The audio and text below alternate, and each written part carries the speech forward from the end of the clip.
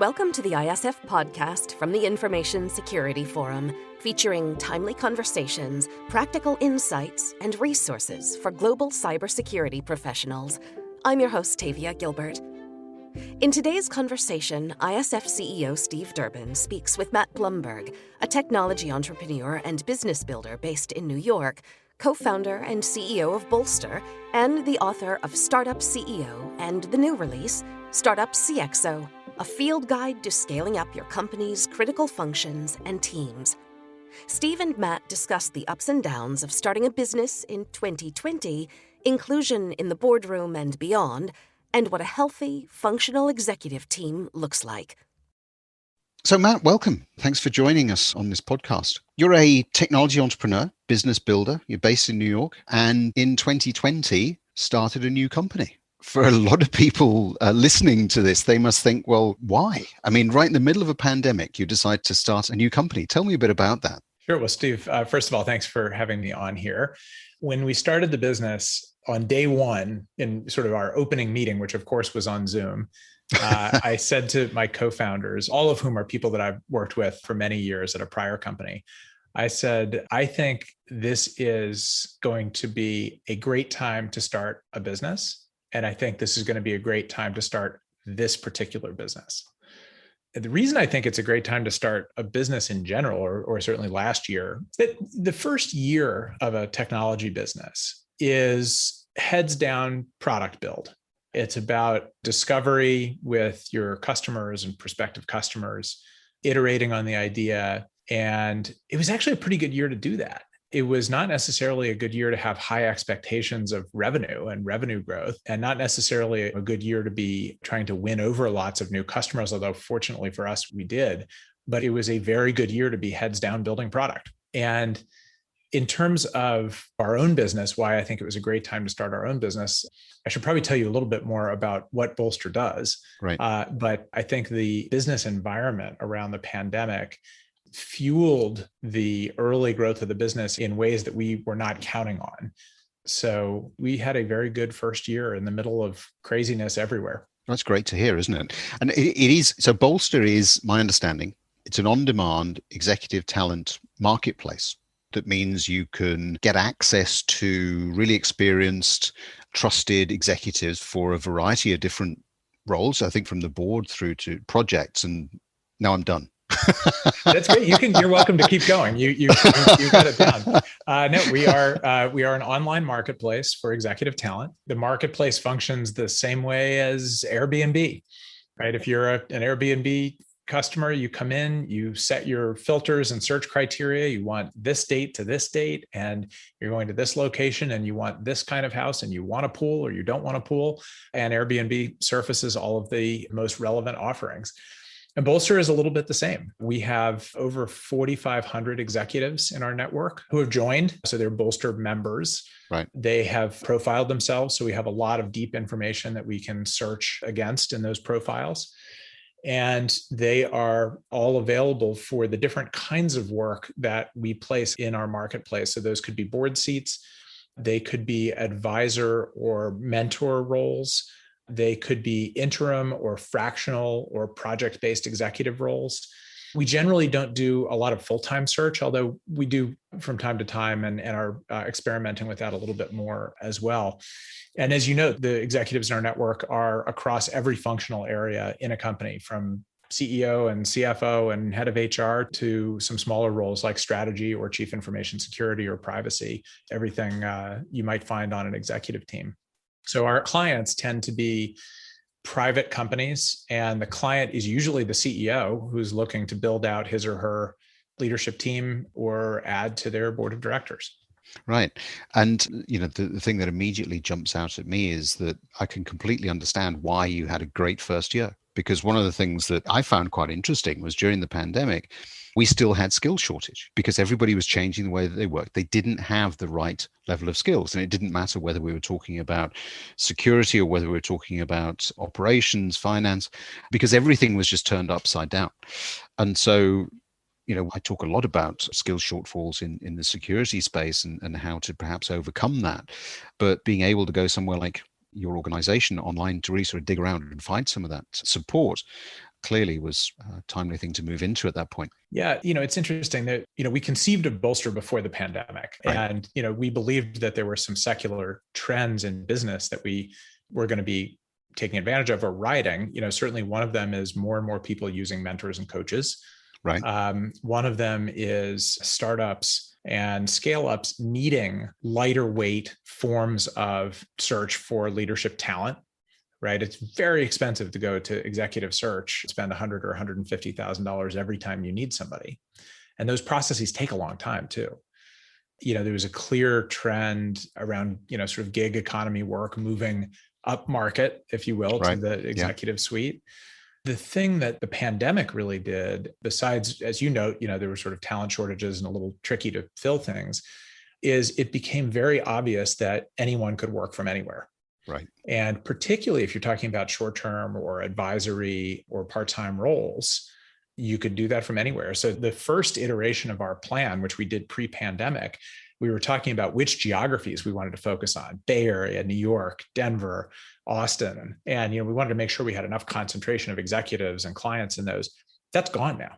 The clients just don't care anymore. That's interesting. That is very interesting. And obviously that's one of the ways of solving some of the skill shortage that we're seeing, isn't it? Because there's accessibility. Yeah. One of the other things that I understand you specialize in is how enterprises can diversify their leadership. Tell us a bit about that. Yeah, I think there's been a lot of talk about diversity in executive teams and on boards of directors for many years now. But I think it's really just been in the last, I want to say, year that the rubber is meeting the road when it comes to boards. Right. So we've been doing a tremendous amount of board search activity that is very focused on finding women and people of color to round out boards, which are largely still in the tech world male and largely still in the tech world white. So very central to what we do at Bolster, we've been very focused on building out the executive side of the marketplace with diverse talent. So in order to get into the marketplace, you have to be an experienced executive. We have a very high bar for who gets in. Right. But I would say sort of the gravitational pull around the tech and the VC universe, which is sort of where we come from, and a lot of the sort of organic signups to be executives in Bolster are people who have been in that ecosystem for a long time. So there's some gender diversity. There's not very much racial and ethnic diversity, although there's maybe a little bit of it. So we've had to work very hard to make sure that as we're growing our member base, we're also reaching out to other communities of executives in the country who maybe have less exposure to Silicon Valley, less exposure to startups and to tech, but who have a tremendous wealth of experience to offer early stage companies as mentors and advisors and directors. And the result of that is our talent network is quite diverse. And when one of our clients comes in to do a search, whether it's an automated search or one that our team assists with, the slate of candidates that they get is quite diverse as well. Yeah, and certainly one of the challenges, I think, you talk about tech, if we drill it down even more specific than that, we talk about security, it really is a challenge. I think some of the figures that I've seen recently, we're still nowhere near having even parity between just a gender balance. It's way down there in the sort of top 20s, early 30%. And then if we look at the boardroom in particular, it's even worse in terms of security representation. Companies are clearly making a move towards trying to address that. But what are the sorts of advantages that you've seen with companies that have managed to diversify? Look, all the research indicates that more diverse teams make better decisions. And I can tell you that anecdotally, every group that I'm in that's talking through an issue and making a decision, if there are people around the table who all have the same background and went to the same schools and have the same experience set, you're unlikely to get lots of points of view about things. Right. And when you have people that have more diversity of experience and of background and of demographics, right? They've had different life experiences. They come at the same problem in different ways. It just produces a richer conversation and more options for decisions.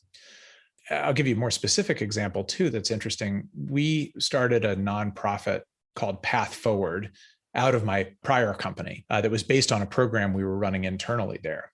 And Path Forward, which still exists today, it's a nonprofit and I chair the board. It's a program that helps moms who have taken a career break, usually to raise kids, but sometimes to care for aging parents. It helps moms get back into the workforce after they've had meaningful time off. Right. And that's a tricky thing to do, right? A hiring manager usually looks at a resume and sees a 5-year gap and they just move on to the next resume. Or they see that someone has volunteered for a community organization or been the treasurer of the PTA in the school district, and that's not of interest to them. It doesn't count. Right. So that's the problem that Path Forward solves. But one of the things that we saw at our prior company, which was called Return Path, as we had a lot of Path Forward returnees come to work in our organization, is that there was a significant benefit to the team that had a returnee on it. And the one that's really coming to mind is this woman, Lisa Stevens, who is a very, very talented software developer who had taken a very long career break. I mean, like 15, 20, 25-year career break. Oh, really? Okay. And she had stayed current, like she had been like a COBOL or mainframe or Fortran programmer or something, and had tried to stay current and take online education, et cetera, along the way. So she knew some contemporary programming languages. But she joined one of our engineering teams for this program, which was 4 months. And then we ended up hiring her full-time afterwards. The impact that she had on that team in the 4 months that she was with us in the return to work program was really significant. She joined a team that was largely male and I think all under 30. Mm-hmm. And the team just functioned differently with her on it. She had just a different presence in the room. She did work at a different cadence. She was a lot more efficient.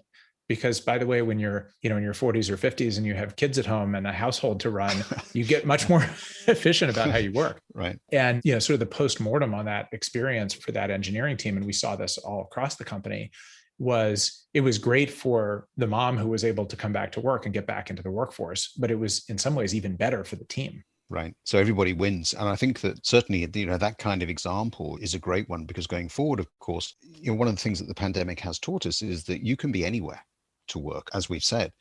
And so it opens up, all sorts of different possibilities, I think, for organizations to address this fairly acute skill shortage that we're still suffering from, and which, frankly, we all know is not going to go away anytime soon. Right. It's not a temporary blip.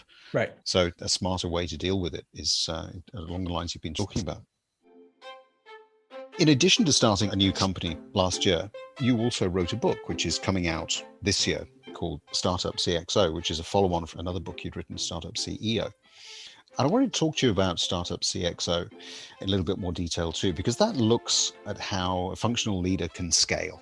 So every organization at the moment, I think, is grappling with emerging from the pandemic. How do we scale? If we haven't been able to do it while we've all been locked down, how can we go about doing it? What can we anticipate? How do we avoid certain things? Tell us how the book can help. Startup CXO is labeled a field guide. Okay. So it's not a novel, and it's not even a book that you have to read from front to back. It's a field guide. So if you open it to the table of contents and find a relevant chapter, you can just dive into the middle of it and read 5 pages about a specific topic. But the thing that's really unique about Startup CXO is it's not just a book. I've been referring to it as a book of books. So it's about how to scale an entire leadership team. The book had 9 or 10 authors. So there are several chapters and pieces of it that I wrote from the CEO perspective. But the book is divided into sections by function, and each section was written by a 2+ decade practitioner of that function at the executive level.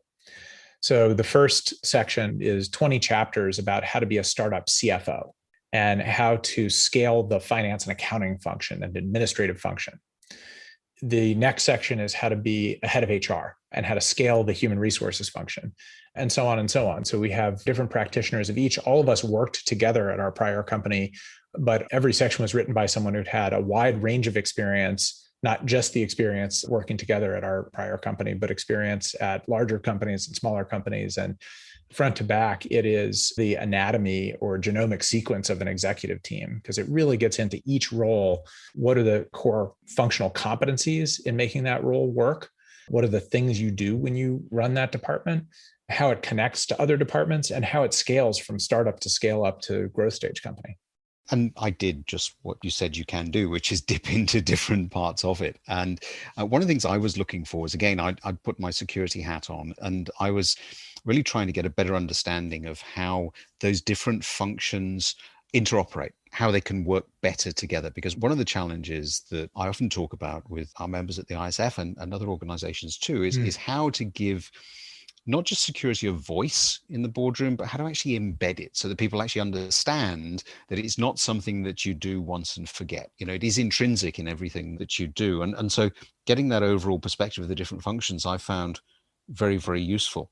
One of the things I also noticed, which surprised me pleasantly, was that you had a section there on privacy. You had pulled that out specifically because I would have said some of the other functions were fairly traditional, as you've mentioned, the CFO, HR.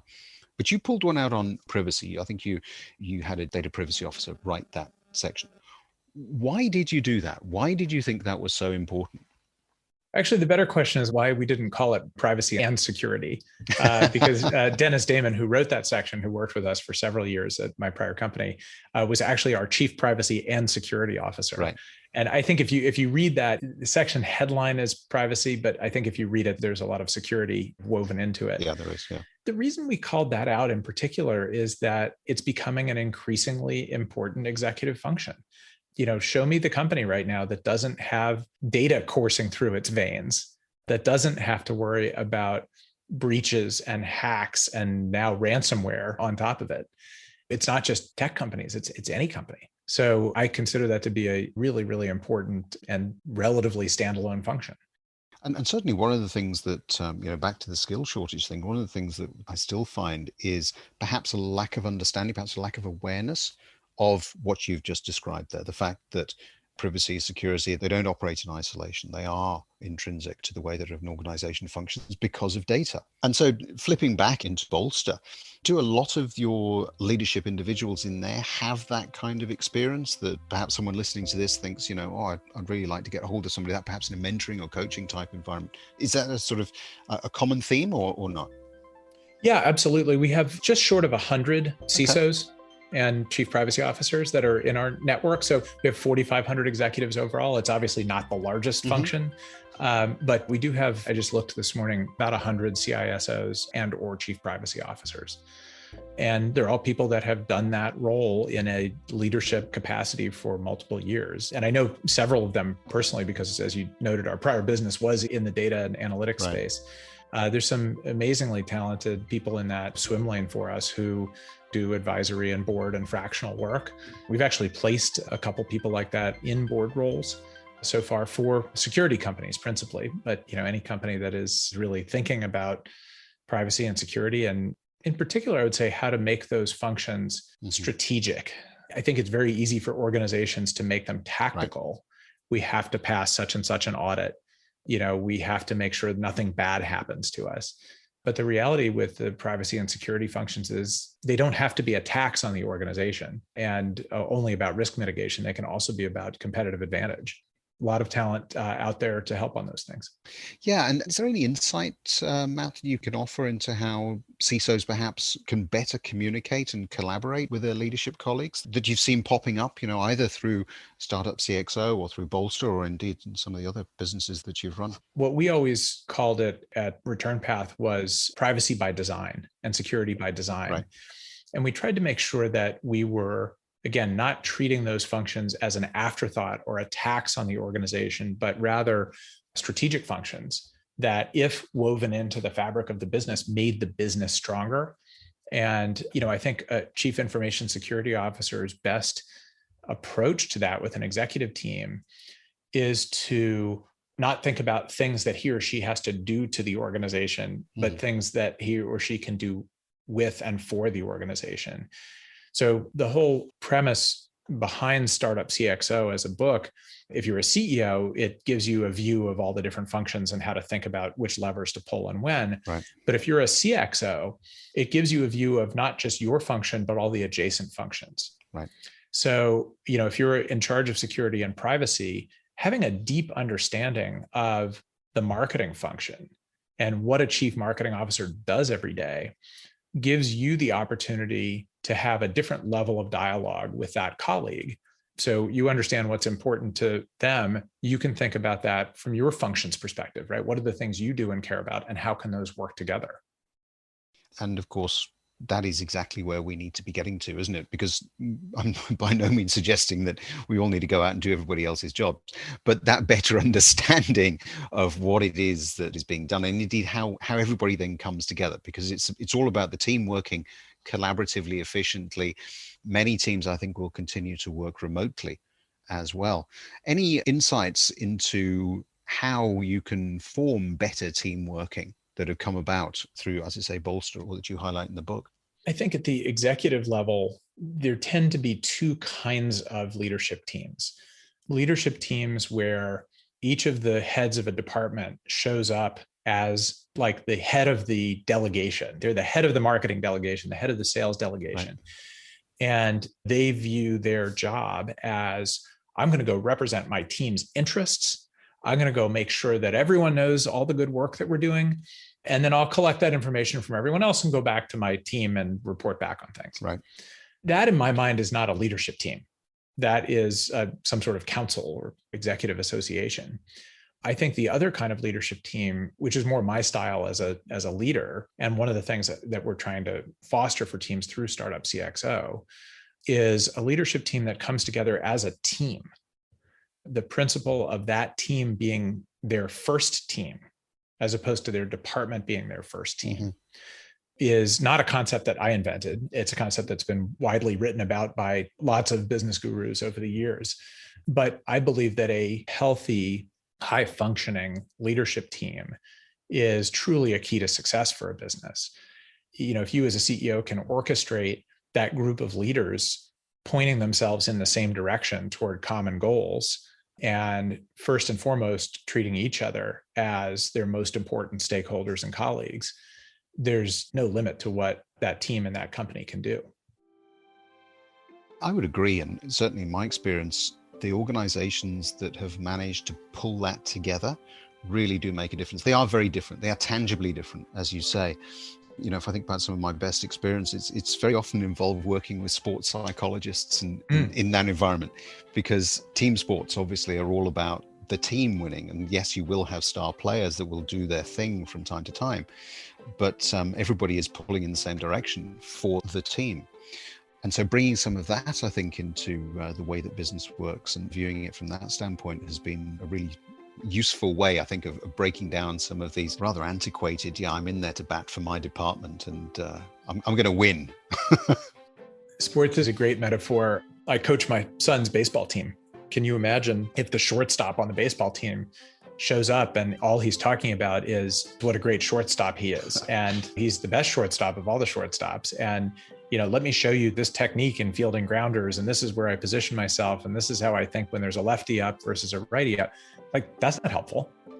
What's helpful is when the shortstop and the second baseman figure out how to communicate and how to roll a double play. What's useful is when the shortstop is up at the plate and figures out how to advance a runner. So it is all about the team and not about the individual. No, absolutely. And I'm sure that made sense to a lot of people. But for me, baseball is sitting on this side of the Atlantic. But it sounded great. And I'm sure it works. It is the challenge with sports metaphors. Not everyone knows every sport. Exactly right. Matt, it's been an absolute pleasure talking to you. Thank you very much indeed for taking the time to explain to us what Bolster is up to, and also to talk through some of those key findings and learnings in Startup CXO. It's been really interesting. I've really enjoyed it. Thank you so much. Thanks, Steve. Appreciate talking to you. Thanks so much to this week's guest, Matt Blumberg.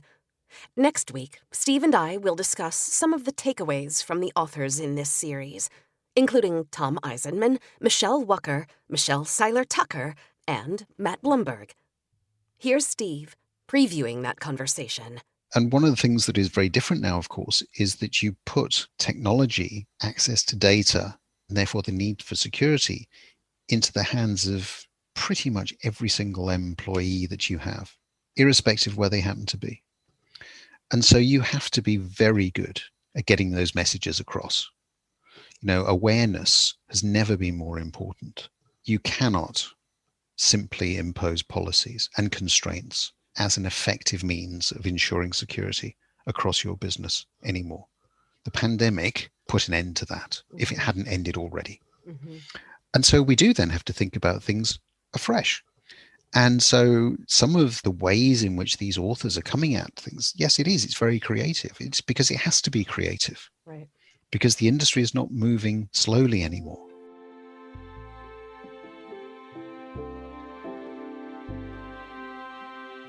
We'll be back for the full and final episode of this season in a week.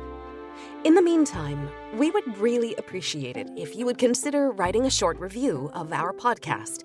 As I've said before, reviews are such a big support in helping us reach new listeners. So if you do have a moment, it would really make a difference. Is there a topic or question that you'd like us to cover in a future episode? Let us know by getting in touch at securityforum.org. And while you're there, you can explore our catalog of past video and podcast episodes, as well as ISF's research, practical tools, and guidance related to discussions like today's. Find us on LinkedIn by searching CEO Steve Durbin or Security Forum. Follow our audio feed wherever you get your podcasts, and you'll never miss an episode. The ISF podcast is produced by Talkbox and Tavia Gilbert. Music by Alexander Filipiak. Associate producer Katie Flood. Mix and master by Brian Barney. Thanks for listening.